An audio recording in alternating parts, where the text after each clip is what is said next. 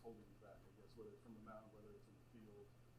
I'm sure you'll address the plate issues, but just how do you look at it and still keeping in stride with the positives that you get from a weekend like this? Yeah, I think we always focus on the play, and it's obviously results business, but for us, how we get the result actually matters to us. And so, like, we actually have a saying that we don't accept in winning what we wouldn't accept in losing. And so, when you're playing the schedule that we've played, when you make some of those mistakes, they're just going to get magnified and they're going to cost you a game. That's what happened on Saturday. We made 3 errors. We walked a good number of guys. We've walked some guys, made it harder on ourselves, and still won games, but it doesn't make the walks okay. So we're just going to work on it. Today's practice plan is designed to, hey, we're going to refresh a couple of these things, make sure it's tighter, and when we play well, this team knows they're going to win when they play well. So we always just try to bring it back to the play and execution. The whole game is about execution, and we just try to get better at it. Is that what you're finding, that there's maybe outliers and it's a lack of focus on the fundamentals?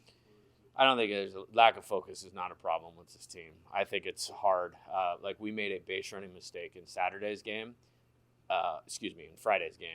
And then Saturday, while we were done, I was watching the Florida-Georgia game, and the exact same thing happened. I mean, the exact same play happened. And so I think baseball is a hard game. That's why we have jobs as coaches to teach and develop. And we want to minimize those.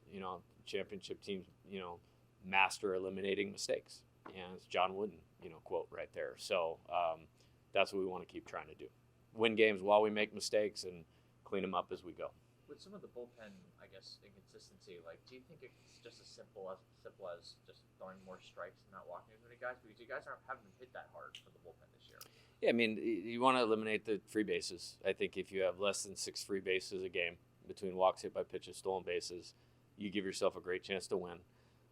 I look at it a little bit differently. I look at the Tulane game on Tuesday, where I think we actually pitched better than our numbers and we won. I think the key to Saturday's game was, with the exception of one inning, all of those innings stayed to 1 run, and we left guys on base, which we were the masters of that last year.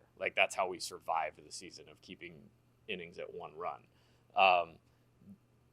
In a high leverage game, Saturday's game was the best job we did at that. And so I actually look at the bullpen and go, it's actually not a bad performance last week, given some of the circumstances to execute. And they can be better, and that's exciting. I don't think there's a couple guys that are maybe as far away as the numbers appear, and we have the right plan, and we'll keep doing what we're doing to get them better. And to be sitting in this position where there's only one team in the country that's lost fewer games than us in the entire country, and to have this room to get better, you love that as a coach.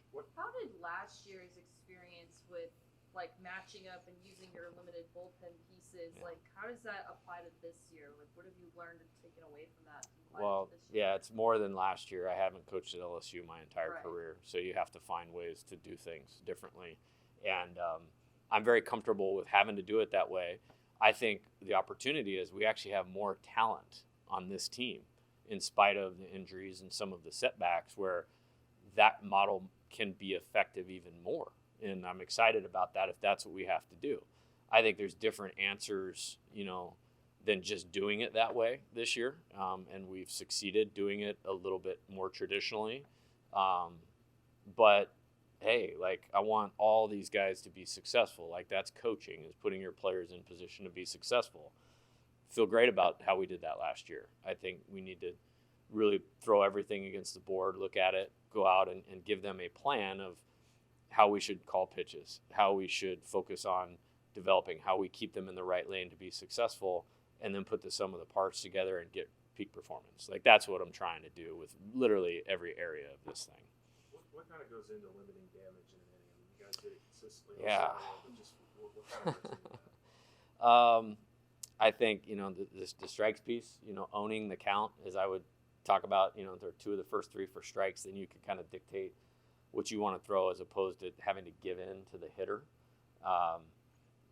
So I think it's commanding the baseball and and creating some type of deception where when you have big misses, the problem is not only is it a ball, you take some of the doubt away from the hitter, but then when you throw it in the zone, they see it so much better. Like then you're at liberty of, or at risk of giving up extra base hits. And so there's a whole lot that goes into it, and we want to, as much as we want to walk and hit extra base hits, we want to limit walks and extra base hits. So limiting damage comes down to really limiting those two things. Jay, as far as mindset goes, continuing to be ranked number one in all of the polls, you guys are heading to Ole Miss, a team that has struggled. How do you keep this team level-headed, or is that not even an issue? Nah, it's not even. We're playing the national champions this weekend. Like, I mean, end of discussion. Like half their team is still there, So I mean, it's this weekend is no different than last weekend or at South Carolina or Tennessee. It's all the same. Like, and I think these guys are mature enough to understand that. And like the success that we've had is not an accident. It's talent and it's discipline and it's execution, and they know what they need to do to play well and understand that they're not going to play well all the time and how to respond when they don't. So I don't think the ranking thing, I don't even think these guys even think about that at this point in time. And that's a compliment to them, and just being focused on what they need to.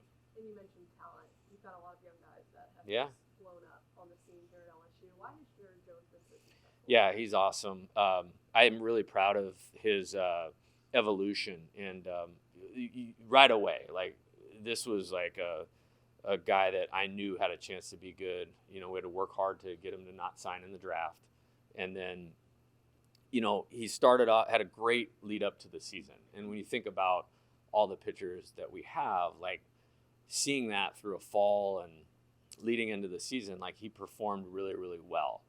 And then he hit a little bit of speed bump, like in, Round Rock, and we had that tournament here. And then we sat him for a couple games. I literally just want you to slow down. I want you to watch for 2 games. And then we put him back in against Samford. And, since then, he's just in control of himself and his approach. And his at-bats have just gotten so much better. And, I mean, he's so talented. You see the power show up more. You see the clutch hitting show up more. I think he's so talented, and then you just get this this maturity in terms of his approach has gotten so good that the lows aren't as low anymore. We're getting to the talent and the usable skill because he knows what his plan is, and he's not getting off of that at all. Are you good with the emotion, not just from him, but from all the guys? Or is there a line that you want them to play with, controlled emotion? Yeah, I want them to be focused on their job, and they do a great job of that. And I want them to be ready to play, and I want them to want to be in that dugout and be together and be in a tight game and support each other more than they want to be anywhere else. I'd rather them want to be here than want to play video games or talk to girls or be on Instagram or all that stuff. And if they don't love coming to the field, then we're in trouble. This is too hard. Like this at this place, in this league, at this time, it's too hard. So I'm very happy with the connectedness. I don't know if that's a word, but of the team and how they support each other and how they get excited about each other's success. I mean, watching guys be super excited for Bryce Collins, at the end of that game, it's pretty sweet, Jordan Thompson moved up in the lineup for that last game this weekend. Was that just because he's been doing so well at the plate, or is that something we might see more as a product of the injuries on this team? Yeah, I mean, you want Jordan coming up with runners on base. How we set the lineup literally is a day-by-day decision. Mm-hmm. I don't buy into – we don't play every day. It's not the major leagues that I don't buy into, it has to be the same all the time. And guys are more comfortable hitting in a certain spot. Like if you explain to them the why and what their job is and what's needed and keep it simple to this is your job today, then it doesn't matter where they hit. We want to set them all up for success. We want to set our team up to score the most runs that we possibly can. So there's a lot of things that go into it. I mean, I don't really want to elaborate on why we hit him 4th on Saturday. But could he do that? Yeah. I mean, could he lead off? Yeah. He's had some of the biggest hits of the season, batting 8th. He's into his own. I don't know if he's coming into his own, but he's his best player right now. And I love seeing him come up in key spots. struck out in the ninth with the bases loaded, and it was almost a surprise. You know, and that's pretty awesome. Sorry. Do you expect to have Gavin Dudas available this week at all? Or? I mean, I hope so. I mean, he's tough, and you know, these fans and people all love him because of how hard he plays and how competitive he is. And I mean, it's treatment. It's around the clock. You know, he's gonna try to take some ground balls today. You know, there's nothing structurally wrong, and that's good. You know, he's a big, strong guy that landed on one side of his body. So, I mean, if he was a small guy that didn't have as much weight and strength on him, maybe it wouldn't have hurt as bad at the time. But I think we dodged a bullet. But it's going to be, can he tolerate swinging, throwing, fielding? And I don't know the answer to that yet. Your thoughts on ULL? Yeah, watched both games, the doubleheader live yesterday. Kind of like the Thursday to Saturday thing a little bit more now. I mean, get 2 TVs in my office at home, and it's like ULL's on one TV and Ole Miss is on the other TV. They are awesome at what they do. I think they're just like Kentucky. They're the fastest team I've ever seen in the history of college baseball. Like every single guy, like they could probably place in the 4x100 relay in the Sun Belt Conference track and field thing. And they have a style, and they do it good. They do it really, really good. And Matt's a good coach. Coached against him a long time. Happened to play in the NCAA tournament a few times. So good little rival. They have a good team. They have a really good team. They'll compete. I think they are competing for that championship. And a little banged up right now with a couple of their key players as well. But yeah, they're an awesome opponent. This is one when the schedule comes out, like you look at, okay, who are we playing around ULL, because I have so much respect for them. You know. Is there a chance we see David Coleman and Nate Ackenhausen back in the lineup? I hope so. Yeah, I mean, like we need guys that can execute. 2 different situations, you know. Obviously, you know, I don't want to pitch Javen until we know he's ready, and I don't want to pitch Nate till we know he's ready. There's 2 different injuries. You know, Nate's a leg thing, but you don't want him to hurt his arm because his leg's hurt. You know, with Javen's, it's like, you know, recovery response from throwing, you know, and doing this all on a responsible timeline. And we've certainly made better strides on that than any pitcher I've ever seen that's had the Tommy John surgery. And that's a credit to him. Like when he heard it last year, I was like, hey man, don't worry about it. Let's get this thing done. Let's rehab all next year. We'll have you in 2024. And now there's a legit chance he could pitch. So what a job by him. Any updates on Edwards, Chase Shores, Brady Deal? Nope.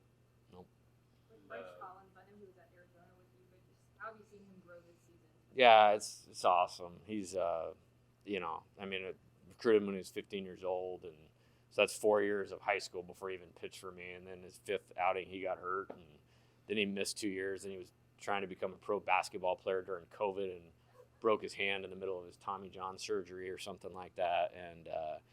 And then, you know, he went in the portal after I'd come here, and I was like, let's go, because I knew what he could be, and did a great job for us last year. Like, he flew totally under the radar, but if you look at our pitching stats, you can make an argument, like, statistically, this was our best returning pitcher, then pitched that way in the fall and leaned into the season, and just, like, got off to a little bit of a slow start. And, yeah, I think I'm really, really happy for him and happy for our team, and that was a big-time performance, and that's like 6 or 7 in a row. So we're in a good place there, and, you know, we'll keep giving him the ball at the right times, and it's awesome for us and him. Can you talk about that? Because he did have a rough start, but you used him in really hyper-focused situations. Is that an idea to give him confidence, give him somebody that he can get confidence at, and then you kind of stair-step it up? Yeah, you know, I've said this about a few players, and it's unique when you have such a deep roster, but there's a few guys like, hey, we need this guy to do it. You know what I mean? On both sides of the ball, if we're going to get to where we need to go. And so, I mean, Wes and I are looking at each other 3 or 4 outings into the year going like, okay, like we saw what we saw leading into the season. You know, I mean, I think he was the first pitcher in the first close game we were playing, the second game of the season. And so we just felt like we have to stay with it. We adjusted some things with his strength and conditioning, which I think have helped. Like Derek Groomer deserves some credit for Bryce succeeding. We adjusted some things mentally, and he's 5 years into this thing. And the benefit of that is he's had to overcome some things. So he didn't get deflated and just kept going and just tried to put a good day in front of each other. And then some opportunities arose to get him back in there, and you could start to see each piece of what we needed start to come back. And then now we're here where it's like, hey, nobody was touching that mound. I mean, it got into extra innings. And I told him, hey, this is your deal today. Like, we're winning with you. And so to see that happen was awesome. Thatcher early pitched in some big spots like Texas, right? Mhm. Did well in some other spots. I mean, is there a way to get that back? Oh, yeah, I think we're on our way. Sorry. It's a recruit. Yeah, no, I'm not going to answer that. Yeah, I think we're coming back. I think we're on our way. I mean, I actually called him on my way home from the field on Saturday night and said, hey, like, the line may not look like you want it to look, but the first two hitters, he came in with a runner on base and strike out, weak contact out. Like, that's what we needed. And then I probably should have taken him out, one hitter before I did. And so I was like, you can put the last run on me. But the intent was there, the competitiveness in the zone, the mound presence, the poise.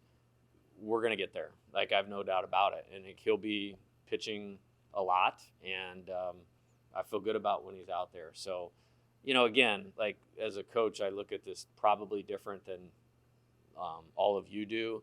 And I think we're moving in the right direction. And that's not me just trying to deflect. Like, I'm good with where that thing's headed. And your Saturday and Sunday spots are still kind of in flux. You feel like those could change, or? I mean, yeah, but we're gonna do what we need to do to win. I think for 2 years we've proven, like, whatever that looks like may not look like how everybody else does it, but we're gonna find a way, and we're gonna be convicted in that, and we're gonna try to support the player in the situation we put him in. Like, again, like, I love Ty Floyd. He's fine. Like, there's not a problem with that. Like, look up what's happening in the SEC, and whether it's the strike zone, whether it's, there's 23-year-olds. We're actually one of the only teams in the league that are playing freshmen. You know what I mean? So it's not an easy game for a pitcher right now. And there's not a lot of dominant guys out there. He hasn't lost a game yet. He is undefeated as a pitcher. And, I'm fully good with him. Really, really like what I saw to Christian Little. Like, that was awesome. And, I hadn't gone to the fourth inning in a while. Now, I did it on the first three on 30-something pitches, but he hadn't gone to the fourth inning. And, I think he'll be better, this week than he was last week. I haven't watched Ole Miss, done the deep dive yet to say, hey, this is what we're going to do. But I definitely have confidence in those guys. Back to Jordan for a minute. How much does it ease this equation? The health is better, the defense is better, and the offense is better. Do they all point in the direction of where he's at right now? Oh, yeah. You're talking about, all that dude wants to do is win and compete, but, like, he's going to get drafted good. Like, he's one of the best shortstops in the country right now. When you combine offensive, defense, and all that stuff, like, he's a real player. And I've referenced this before. Like, part of the appeal of this job was, there's some good young guys that I was going to have for 2 years, and he broke my heart at Arizona when he said he was going to LSU. So I was like, hey, man, I got this guy a chance to play shortstop for 2 years. Awesome. And he was huge last year in terms of the clutch hitting and playing through injury and all that. Now he's just like, he's one of the best players in the country. Like, he just doesn't, nobody talks about it because we have the best player in the country. And Tommy White has 900 RBIs, and Trey Morgan's a stud. And it's just, this guy's as important as anybody. You mentioned Tommy, he's the SEC player of the week. Can you just talk about, I guess, you said earlier in the season he acclimated well. I guess now that we're really in the meat grinder of it, what do you see from him as far as offensively, but also holding it down? Yeah, he's I had a pretty high expectation of what I thought he could do, which is why we tried to get him, and it's exceeded that. And he's very coachable. He's very, really competitive. Like, there's just a competitive focus like that you got to have to be like an elite player. He's got it, and on top of a amazing hitting talent, he's coached very well from a young age. It's hard to get all of that together with one player, let alone a group of players, but he's got that it thing for sure. With Ty, what's sort of the key to get him comfortable in those early innings, the first inning, the second inning? Because it seems like he gets, I guess, more into a rhythm once you get to the third and fourth. Yeah, that's good observation. I think that's the preparation part is the only thing you can control sometimes. And I know Wes and him are deep into like maybe a couple of adjustments. For me, it's like hey man, this next 8 weeks for him, this is awesome. Like he's one of the most important players on one of the best teams in the country, and there's not one guy on our team that doesn't believe in him and love him and support him. And I'm really excited. I think the best is still yet to come. And let's again keep in mind he is undefeated, and that is the first game we've lost when he has pitched all season the other day, I think. So, man, good spot for him, good spot for our team. And, I think of like, okay, if you have to have a game, and he's pitching for us, like, I'm fine with that. So he needs to get better, and he'll do what he can do to get better. But again, this is not an easy game in the SEC right now for a pitcher. It is not. And again, like you guys can all do your own research. Like, to win a championship, do all of them need to be a little bit better? Yeah. I mean, positionally, hitting, defense, and that's what we're doing. That's what we're doing today when we go out on the field. But he's I trust him that whatever the answer is to that question, that he and we will get that figured out, and he'll just keep getting better. We kind of talked about it on Sunday, but we weren't there. I'm sorry. Can you contextualize just the success that you had in this series in the conference right now against the competition that you played, and your comfort level with where you're at in that? Yeah, I mean, for me, it's always like about moving ahead, and like I said, you're playing the national champs this weekend. I think we have Alabama after that, who, I mean, it's entirely the same team as last year. Like, and that doesn't happen all the time. And they're playing well and playing better. So for me, it's just like looking back, what can we gain? These guys really care about winning. They have an explosiveness that very few teams I've ever seen has. Like, we are never out of a game. I mean, so I think they can draw a lot of confidence from that. When we play defense well, which has been most of the time, we help our pitchers and we're really hard to score on. That's a good combination. We got some guys down that we can't use right now. It's allowed Bryce to get back in the mix. Gavin Guidry, having to force him into that. And, I think that can only make us stronger. I mean, I'd love to have Chase and Garrett and Nate and Grant Taylor. I mean, nobody even talks about him anymore. We had 3 guys show up. They were hurt before they got here.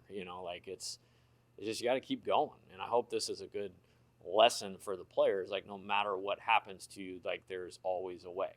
Does it affect us? Yeah, it does. But, we can't do anything about it. So really proud of them for continuing to stay on it for that. Billy Cruz was intentionally walked 4 times last week. Were you surprised it took 9 weeks for that to happen? No. I had a pretty good idea, knowing Nick and, how on top of it they are that, but I mean, did it work? Did it not work? I don't know. I mean, we scored 33 runs on the weekend, and I wouldn't want to pitch to him either.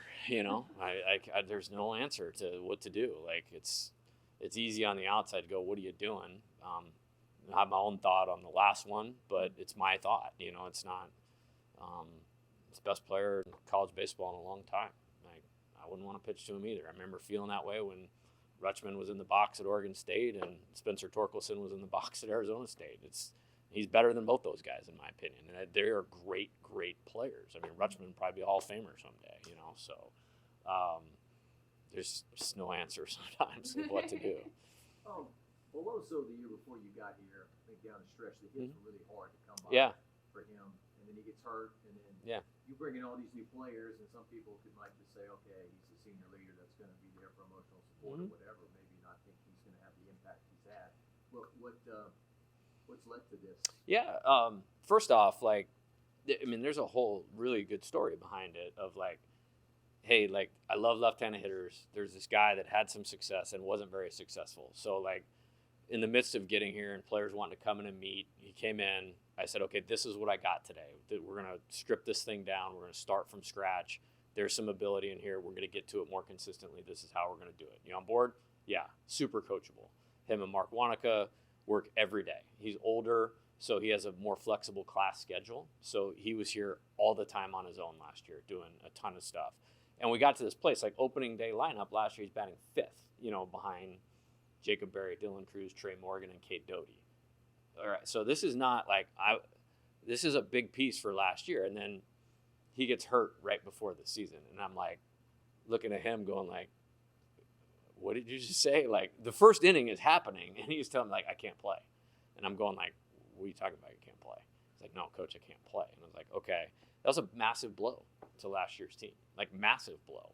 So then it's like, okay, I'm old. I'm going to do all this. I'm getting married. And then it's, hey, I don't know what I'm going to do. And so I just said, hey, time out. Like, let's let the emotion wear off on this thing. I'm just telling you, I want you to come back, because of what I'd seen leading up to the season. Like, this, you got the rest of your life to have the rest of your life. Like, we're going to be really good next year, but you could be an answer and being really good. So he comes back. He's hitting on one leg in the fall, so we didn't really get a accurate representation of what he was going to do, but got healthier as he got back from break, put together a ton of good at-bats, but, well, then Tommy White gets hurt, like, the first minute of the season. And, like, so now the DH thing, and he just got pinched out a little bit, and then it was just, let's find the right spots for him, and now that's who you want coming up behind those guys. And so really happy for him because he has been a leader when he wasn't in there, and he didn't get discouraged, and he did persevere through the injury. And now it's like, hey, man, go up there when we're down by 1 in the 7th inning and a man on second and 2 outs and hit a line drive. And that's exactly what he did. And so he's going to be super valuable to what we do from this point forward. Gavin Guidry and Griffin Herron had their fair share of struggles this weekend. Did you see enough positives to continue dialing up the number of pitches? Oh, yeah, they're pitching a lot. Yeah. No, I think both of them are future stars, potential starters. Whether that's this year or in the future. And yeah, we're good. I think in Griffin's case, like, we didn't help him. Like, I mean, the first ball that was hit off him was hit incredibly hard, but we could have made the play. Like, Tommy would probably tell you, I should have made the play. Braden would tell you I should have made the play. Does that change that outing? Probably does. And then Gavin, like, because he's a good athlete, like, once he got settled in, he kept one of those innings at 1, and then he kept the next inning at 1. And because he's a good athlete, we got out of a jam because of a PFP, got some big strikeouts. Again, like, same with we were talking about Thatcher Hurd. Like, I don't look at just the results. Like, how did we get there? And yeah, man, thank God those guys are here right now, and they'll be right in the thick of it. Good? All right, thank you.